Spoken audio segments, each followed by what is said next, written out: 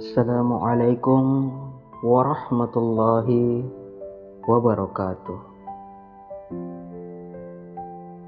Setelah Idris diangkat ke langit, bumi kembali sepi dari suara kenabian.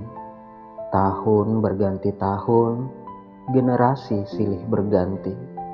Mereka yang dahulu mengenal cahaya, kini berjalan dalam bayang-bayang kenikmatan dunia.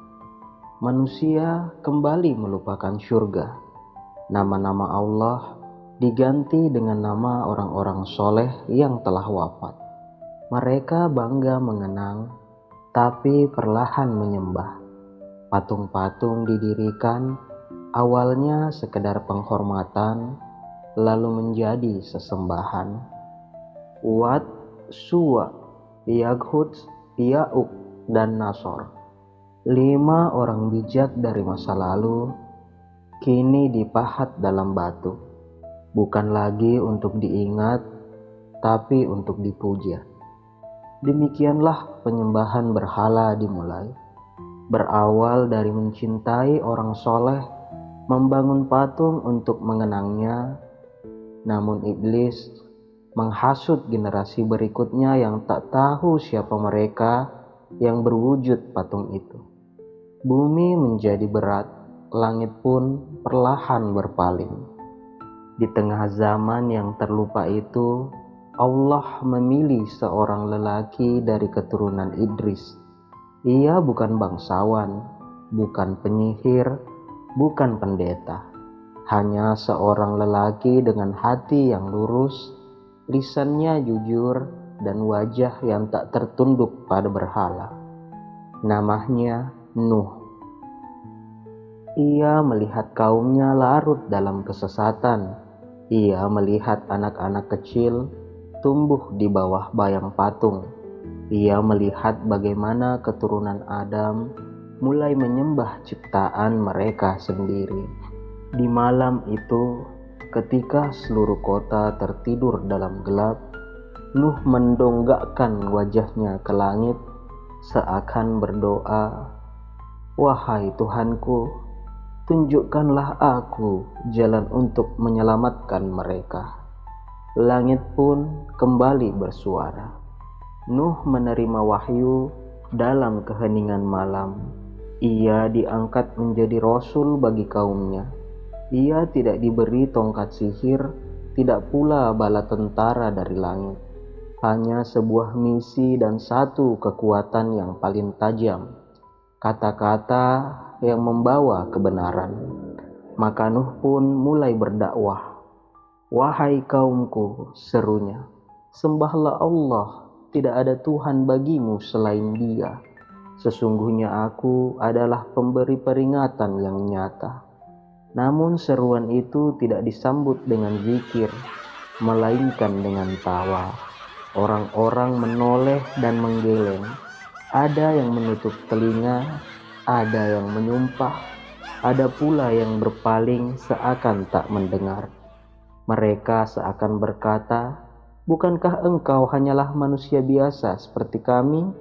Mengapa Allah memilihmu, bukan pembesar di antara kami?" Hari demi hari, Nuh terus menyeru. Ia datang ke pasar, ke rumah-rumah, ke malam-malam sunyi. Ia berbicara dengan lembut, dengan harapan. Ia berkata terang-terangan.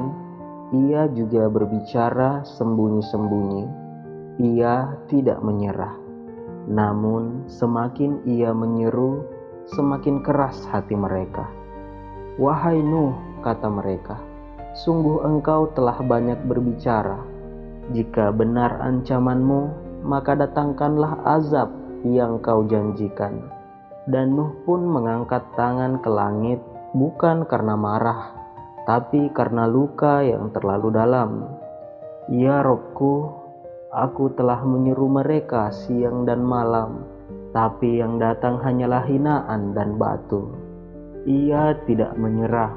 Bahkan ketika hanya segelintir yang mengikuti, Nuh tetap berdiri, karena ia tahu kebenaran tak diukur dengan jumlah.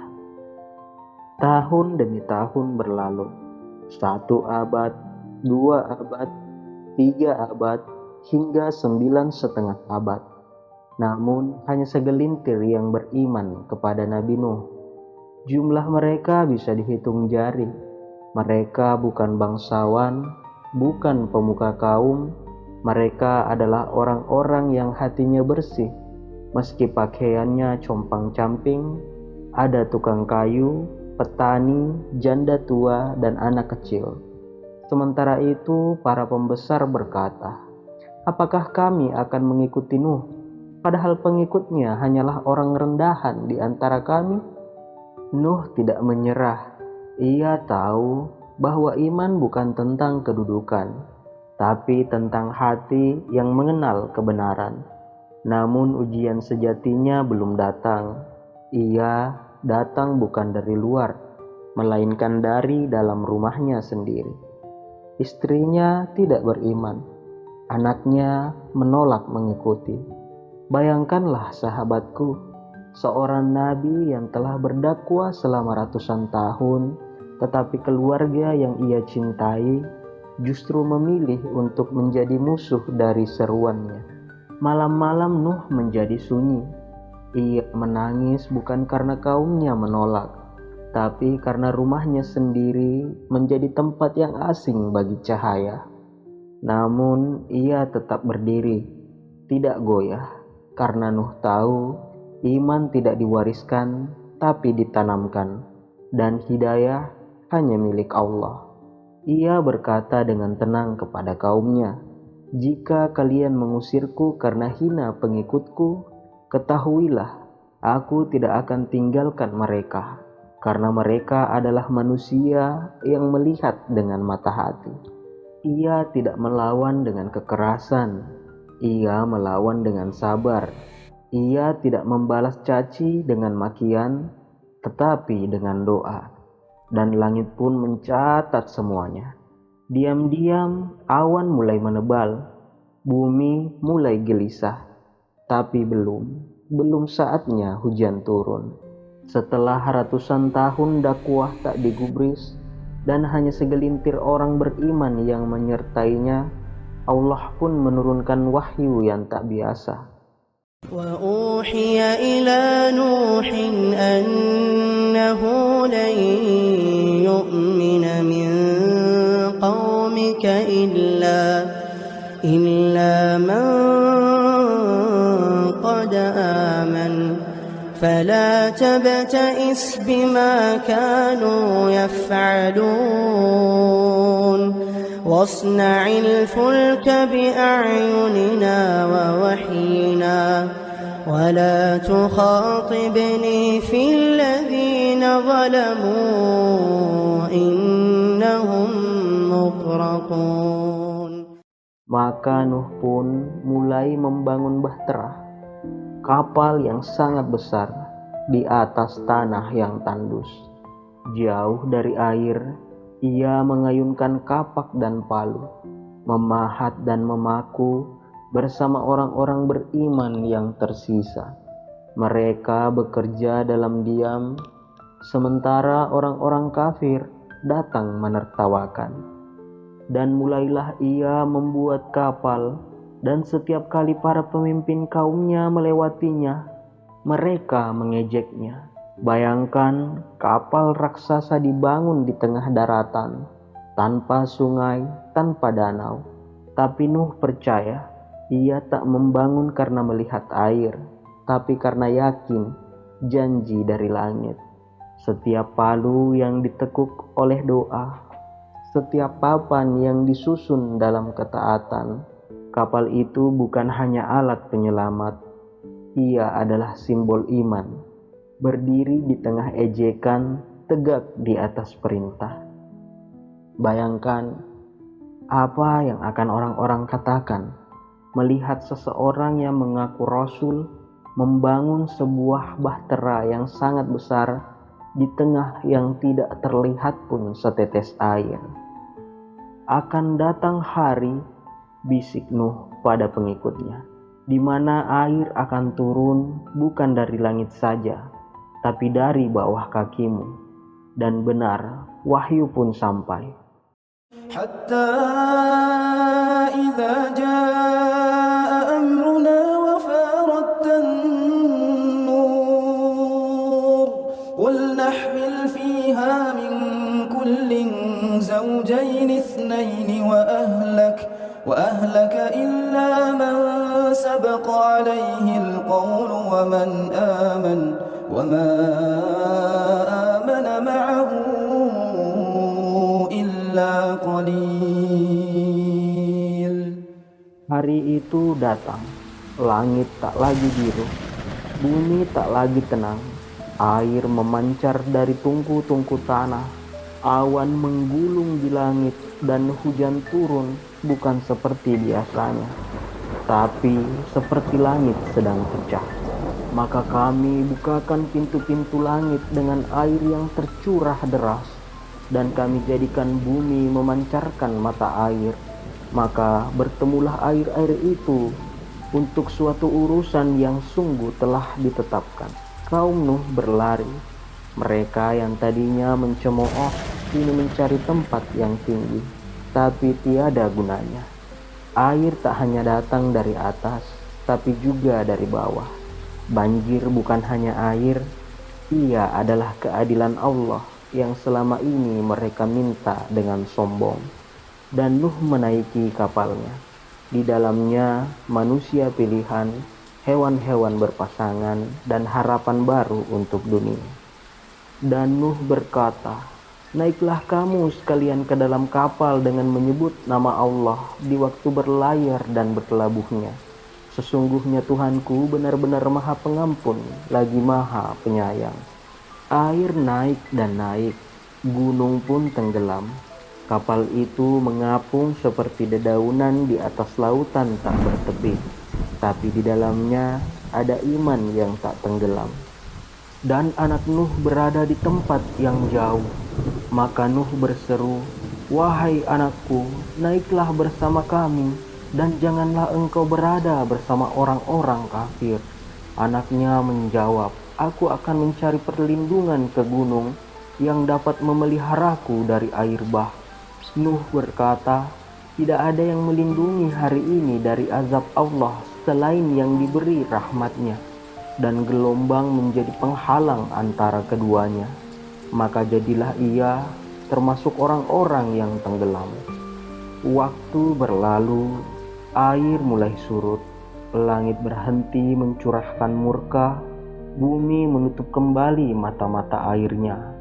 Gelombang-gelombang mulai tenang. Dan di atas bukit sunyi bernama Judi, kapal itu berhenti. Diam tapi syarat makna. Dan berlabuhlah baterah itu di atas bukit Judi, dan dikatakan, "Binasahlah orang-orang yang zalim."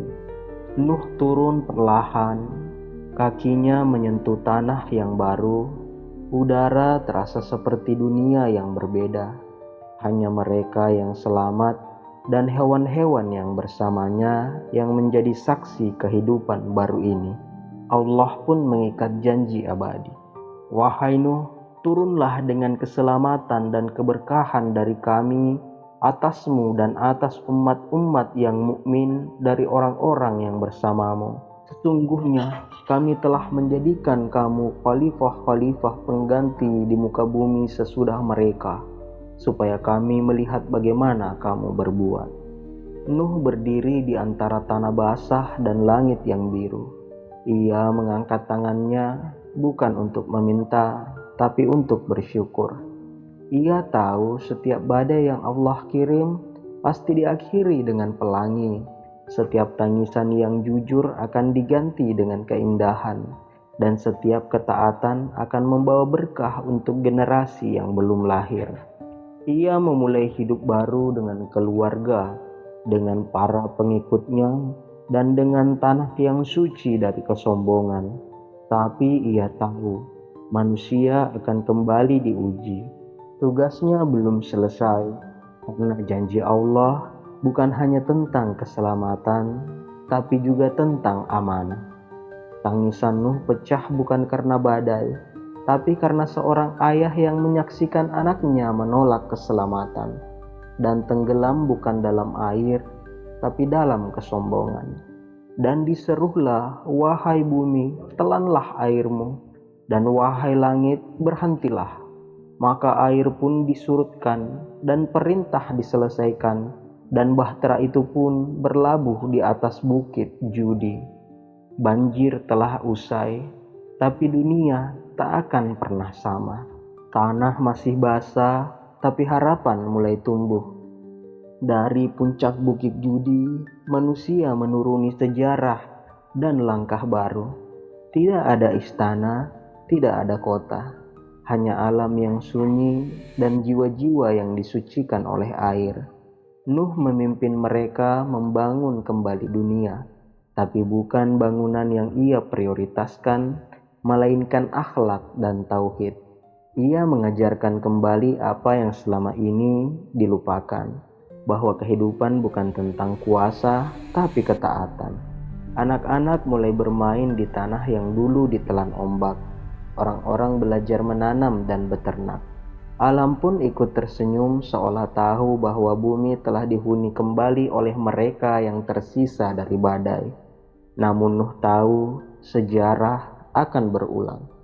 Manusia akan kembali diuji, akan ada kaum setelahnya yang akan lupa seperti apa kaum sebelumnya.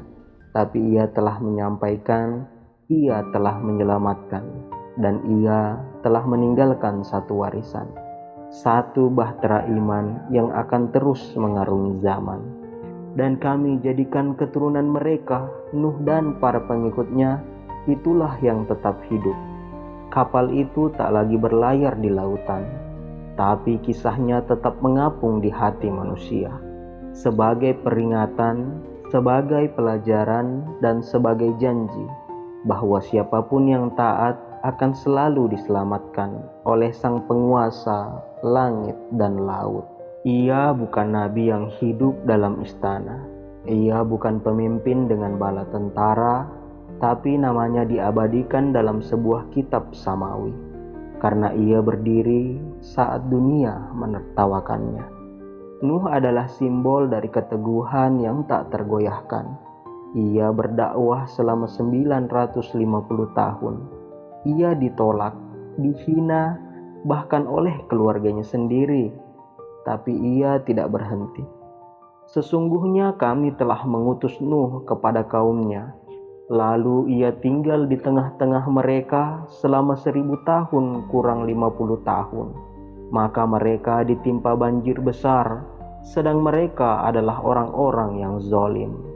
Hari ini kita tidak sedang membangun kapal dari kayu, tapi kita sedang membangun bahtera dari amal, dari kesabaran dan dari doa. Dan seperti Nuh, kita pun berada di tengah gelombang zaman. Akan datang badai, kesulitan, fitnah, dan keinginan dunia.